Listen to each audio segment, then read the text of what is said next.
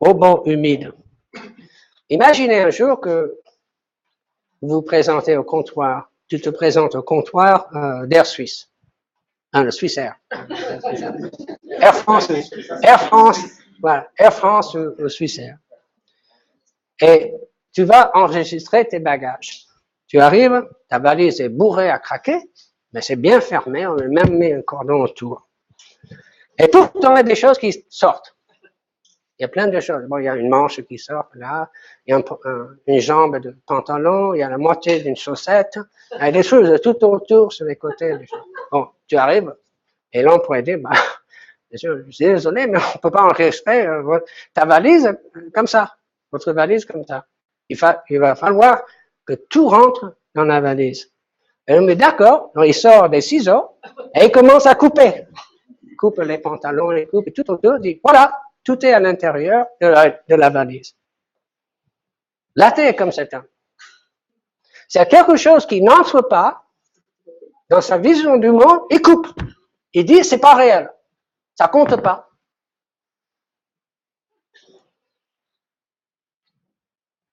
Alors, par exemple, le libre arbitre. C'est la prochaine sur la liste. Personne ne nierait qu'il existe parmi nous, les êtres humains, un sentiment très fort, universel, de libre arbitre. Nous avons le sentiment et l'impression que nous faisons des choix réels. Nous pouvons choisir ceci ou cela, c'est universel. Nos choix, nos actions ne sont pas déterminés d'avance par des forces qui sont au-delà de notre contrôle. Bien sûr, nos choix sont parfaitement libres, nous sommes influencés par d'autres facteurs. Mais cela n'annule pas le fait que nous faisons des choix qui ne dépendent que de notre volonté. Ça, c'est notre compréhension. Ça, c'est notre expérience quotidienne.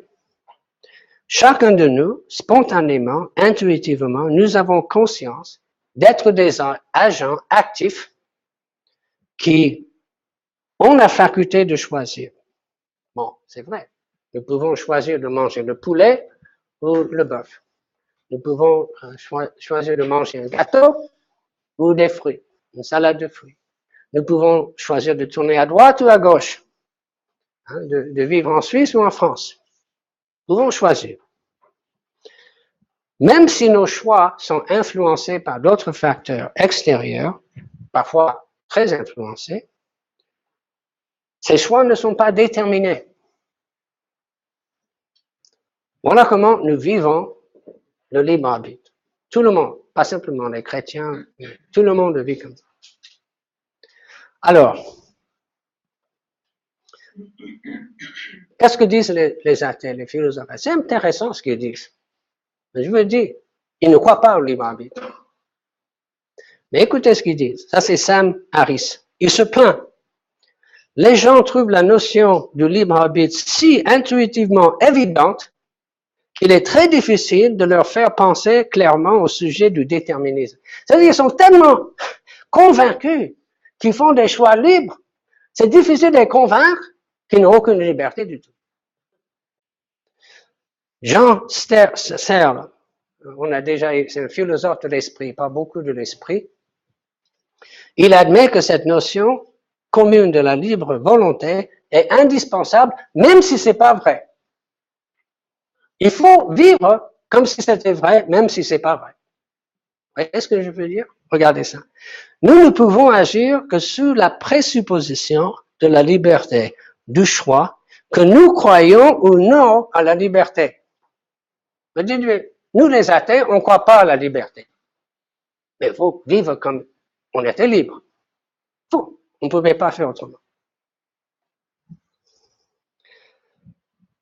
Est-ce que le libre arbitre s'accorde avec la vision du monde chrétien? Bien sûr. Et c'est pas simplement c'est tout ça. C'est toutes ces choses. La vision du monde chrétienne rend compte de ces réalités et les explique d'une façon cohérente et rationnelle. Et c'est le même cas pour le libre arbitre. Regardez les deux versets. La création de l'univers par Dieu et notre création à son image. Voilà pourquoi nous sommes libres. Dieu a partagé sa liberté avec... Il n'y a pas d'acte plus libre que la création du monde. Personne n'a obligé Dieu à créer le monde. C'est un acte complètement gratuit. Dieu n'était contraint ni obligé par quoi que ce soit. C'est une folie ce que Dieu a fait. Il a créé quelque chose en dehors de lui. Et nous sommes créés à son image. Nous avons une certaine liberté. Sans le libre arbitre, beaucoup de choses dans la Bible n'auraient pas de sens. En fait, la vision du monde biblique exige le libre arbitre. Pourquoi? Parce que nous sommes responsables moralement. Même les enfants comprennent qu'on n'est pas responsable de quelque chose qu'on n'a pas choisi. Si quelqu'un nous force à voler du café, on n'est pas responsable. Même un enfant, il va dire ça. On comprend cela. La responsabilité morale exige le libre arbitre, suppose la liberté personnelle. Alors, comment est-ce qu'on voit ça du point de vue naturaliste? On va revenir un peu en arrière. On va expliquer un peu pourquoi les athées ne croient pas au libre arbitre, à ceux qui réfléchissent. C'est parce que si le monde, si tout est physique, tout est déterminé, le monde fermé, un système fermé de cause à effet physique n'a aucune place pour le libre arbitre. Tout est déterminé par des causes physiques antérieures. Par exemple, si nous lançons un fusée dans l'espace, ben ce fusée va aller là où les lois de la physique déterminent sa trajectoire. Avec tous les facteurs. Si je prends un stylo, bon, il n'y a pas de stylo, et je laisse tomber par terre, c'est les lois de la physique qui vont déterminer exactement où il va atterrir. Le stylo ne va pas décider de lui-même. Tout système physique, tout système clos, fermé de physique, est par définition déterministe. C'est ça. L'athéisme est déterministe. Bon, il y a des athées qui contestent ça.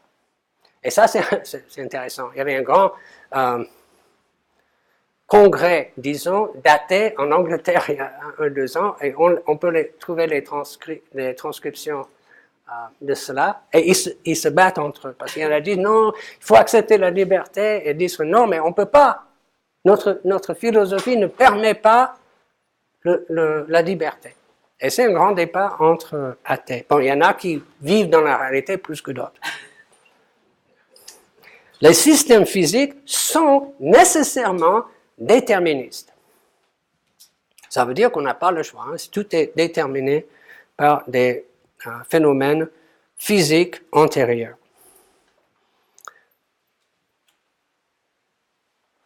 Alors, que sommes-nous là-dedans? Ben, nous faisons partie de ce système. Nous autres êtres humains, qui, selon le naturalisme, nous ne sommes que des êtres physiques. Donc, toutes nos actions sont déterminées par des phénomènes physiques antérieurs à nous, c'est-à-dire sont déterminés. L'athée croit nécessairement, s'il est logique avec lui-même, que nous ne possédons pas le libre arbitre, que c'est encore une de ces illusions que nous croyons être vraies.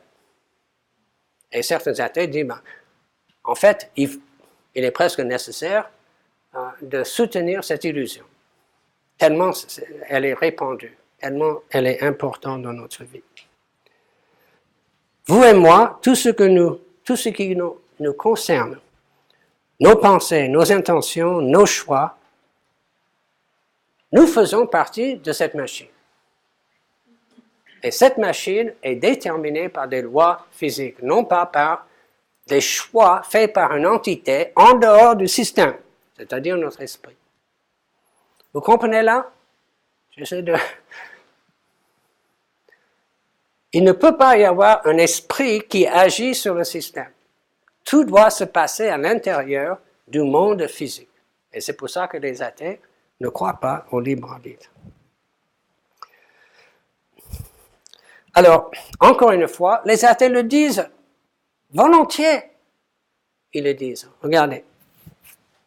Jean Searle. Pour des raisons que je ne comprends pas vraiment, l'évolution nous a donné une forme d'expérience de l'action volontaire ou l'expérience de la liberté. Je ne sais pas pourquoi, ça existait, on comprend pourquoi l'évolution a fait cette fantaisie. Est inné à la structure même du comportement humain conscient, volontaire, intentionnel, alors que notre conception de la réalité physique ne laisse aucune place à la liberté. Il ne comprend pas pourquoi l'évolution nous a infligé cette illusion. On ne peut pas rendre compte de la liberté, on ne peut pas l'expliquer. Tout ce qu'il sait, c'est que ce n'est pas réel.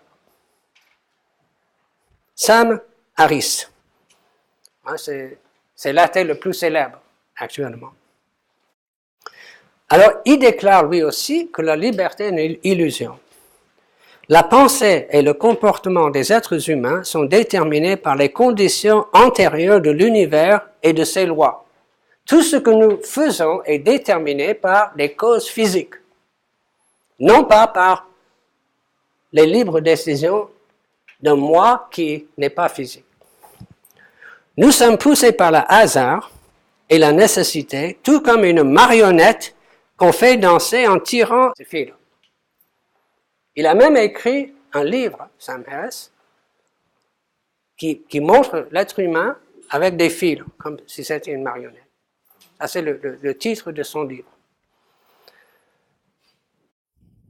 Alors, question. Il écrit ce livre.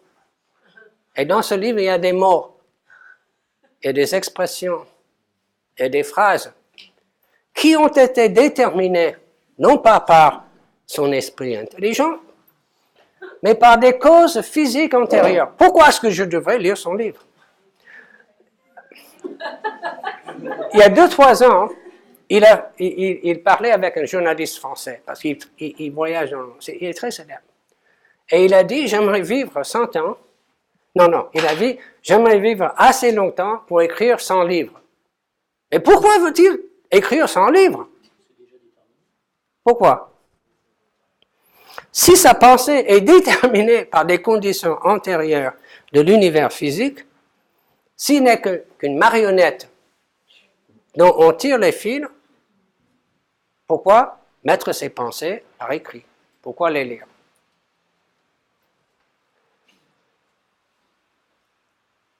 Alors,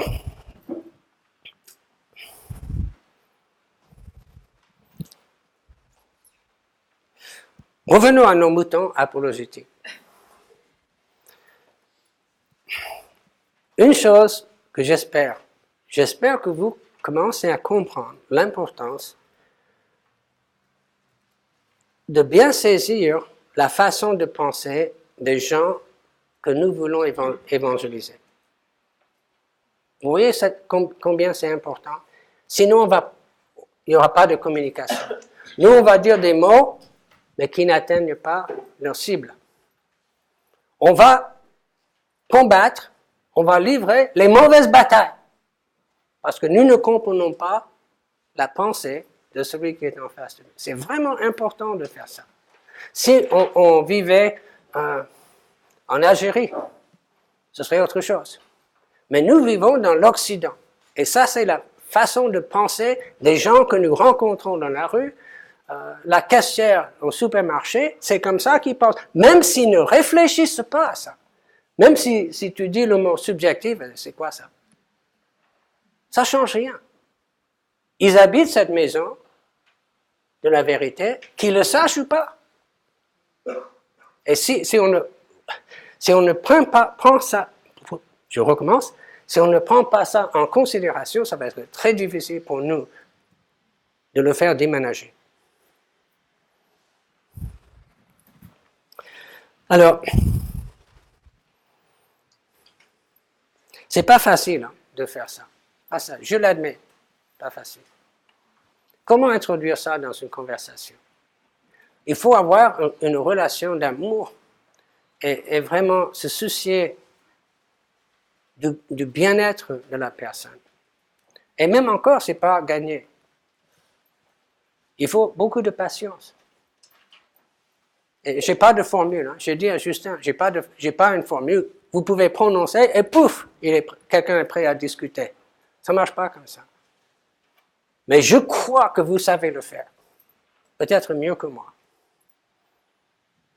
Seulement, il va falloir savoir de quoi parler. N'est-ce pas? Pas facile.